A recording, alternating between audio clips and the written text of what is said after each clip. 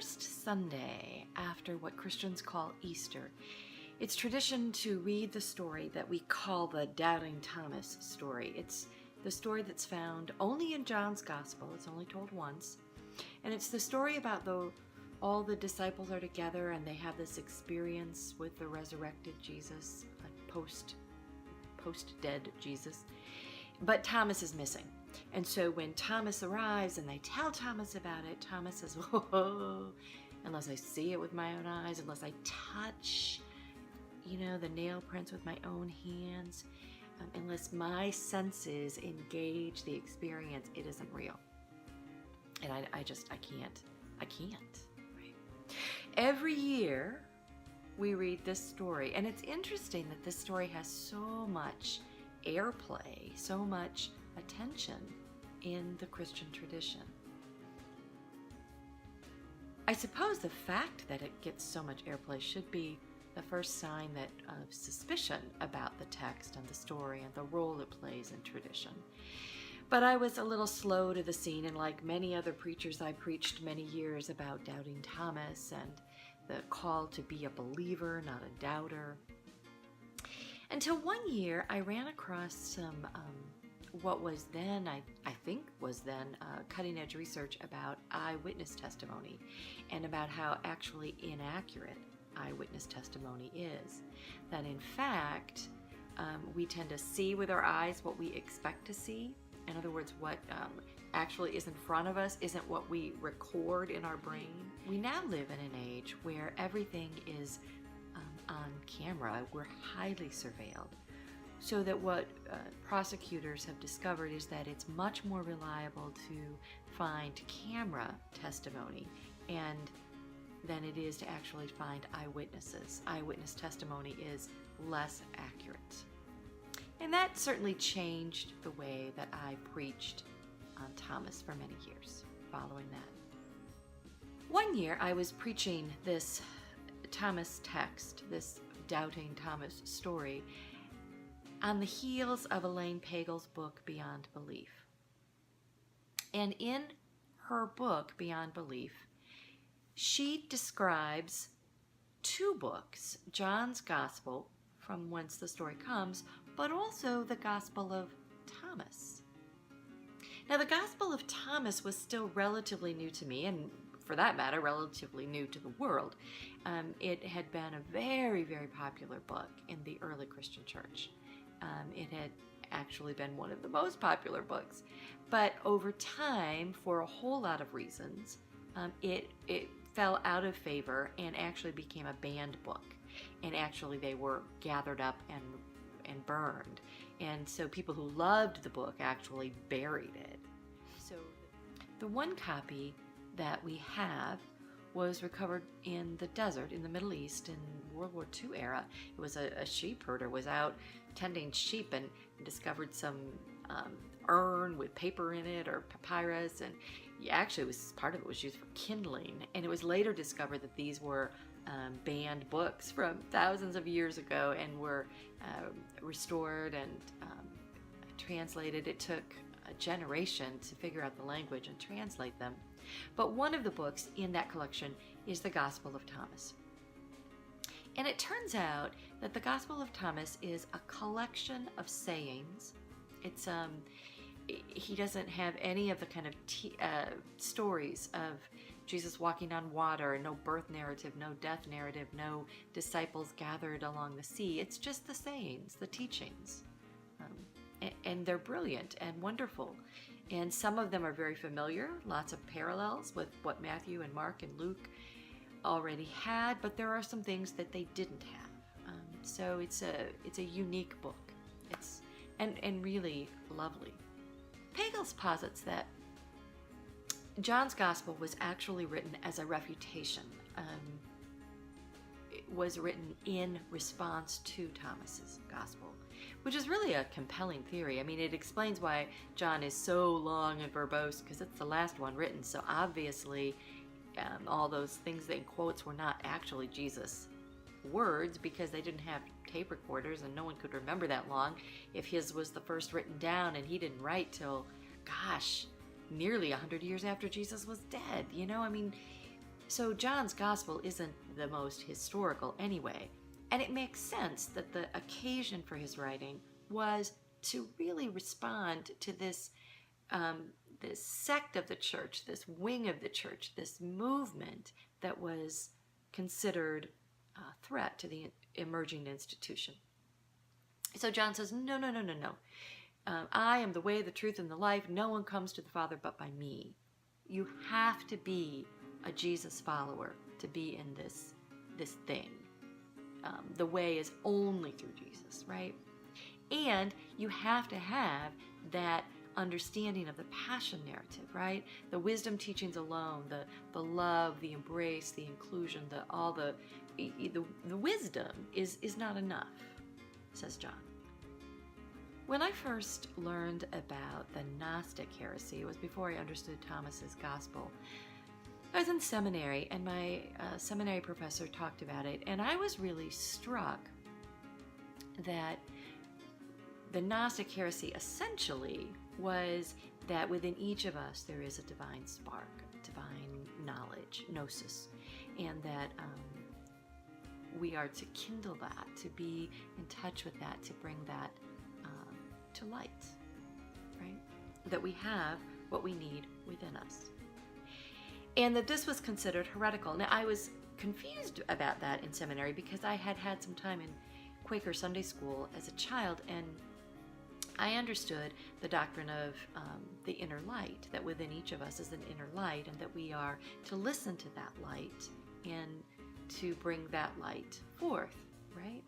And so this kind of Gnostic heresy in the early church seemed very much to me like Quaker theology, and I was really drawn to it. And it turns out that Thomas's gospel is kind of the premier example, the quintessential Gnostic gospel, and beautifully so, beautifully so. So when I found the Gospel of Thomas, it for me personally, it resonates very strongly. When we're talking about heresy in the church, I think it's really important to practice what my seminary professor taught us, to read history from the poles of heresy. The victor writes the story, so the story in the main text is the victor's story, right? So John is the victor, so we read John's gospel. He won.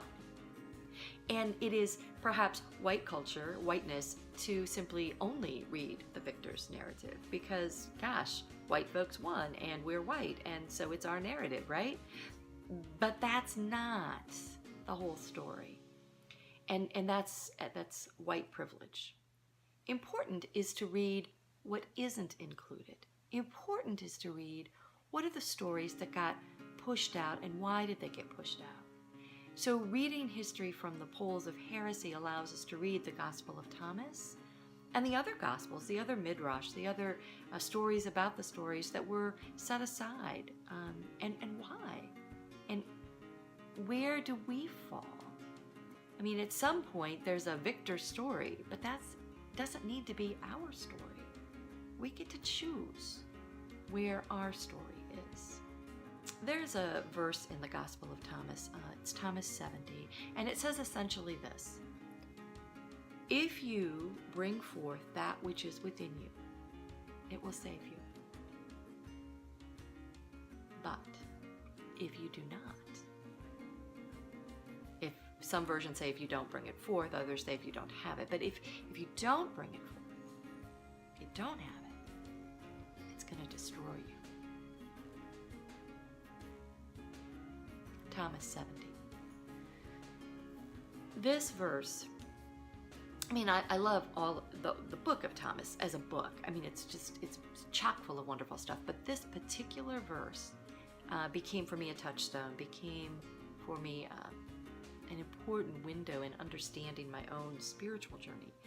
I'm a person who lived in a closet for many years. I'm a late bloomer. I came out when I was 45. So I was well acquainted with having a truth buried deep inside and not being willing or able to allow it to guide me or anybody else. And that truth, when it's buried inside you, when you won't bring it out, it does destroy you. And it turned out that no amount of alcohol by night and prescription drugs by day could finally handle this buried truth. It was eating me alive. My spiritual health, my physical health, it was killing me. Quite frankly, it was just killing me. But when I came out, when I allowed this truth that was mine to be mine, it was like, whew, it was like Shazam. It was like the world opened, the sky split, Technicolor, amazing life unfolded. Now, I mean, to be sure, there have been profound losses that I grieve deeply now.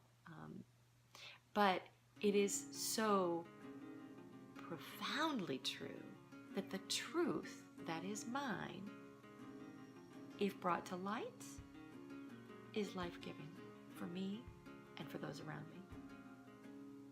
But when it is buried, it's deadly. There's one more thing about these wisdom teachings in Thomas's Gospel. It's that there's a whole genre of wisdom teachings that aren't just Thomas. They aren't just in the Judeo-Christian tradition. They actually transcend time and culture and religious traditions. In Buddhism, we find a lot of these very same wisdom teachings. There was one that I was reading this week that was really, I thought, profound. In Buddhism, it goes like this: whoever sees a wise man can also see the unseen. But whoever does not see the unseen cannot perceive the wise man. So if you see the wise one, you see things that can't be seen. But if you can't see spiritually things that are not seeable, then you will never see the wise one.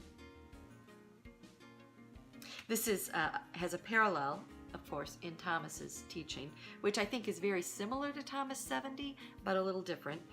Thomas 5, and it says, "Know what is in front of your face, and what is hidden from you will be disclosed." So know what's right in front of you, and then you'll see everything else.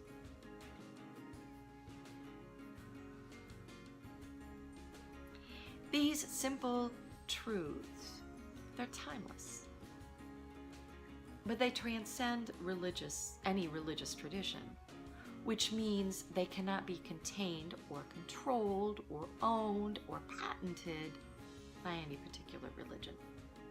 And for an institution struggling for survival, for an institution that's claiming superiority, for a tradition which wants to be the way, universal teachings have no place. Which brings me to the wonderment about John and Thomas and the role of the institution in all of this. So we have ample evidence culturally today that the institution of church is creating and enhancing all kinds of bigotry. The rise in hate crimes is astounding in this nation, in the United States. We know scientifically that religion actually has a negative impact on our ability to be empathetic and compassionate as people. And as we read this struggle with Thomas and John this morning, we also know, and I think we've always known, that the wisdom that we need, the presence of whatever it is that is sacred and holy and good, is already inside us. We don't need to go to a church or an institution or practice a particular tradition in order to commune with that source of our being. As the church once again asks us to berate Thomas as a doubter on this first Sunday after Easter, I think it's a good opportunity to take stock of the bullying tactics of the church. To suggest that Thomas is a threat to the institution actually might be a reason to read Thomas this morning, not a reason to cast doubt on him or his teachings. Believing Jesus about life, maybe it's time to believe him about the institution. I wonder what it would look like to commune with the source of our being without benefit of religion.